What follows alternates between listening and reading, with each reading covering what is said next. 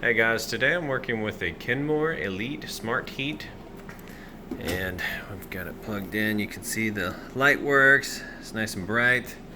We're gonna go up here, we'll just hit time dry, which gives it high heat. It's got the end of cycle signal, tons of different options you can mess around with here, but for now we're just gonna go high heat, hit go. Dryer gets a 22-point inspection, everything electrical, mechanical, it all gets checked. Everything has to work perfectly before it gets listed up for sale. And I'm going to show you that it is in fact heating like it's supposed to. You can see it spinning in there.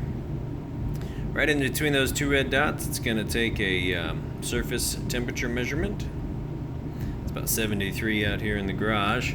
So we'll go ahead and open this up. Shoot it right inside the heating element tube. You can see plenty of heat coming out of there. That in turn heats the inside of your dryer up anywhere from about 95 up to 195.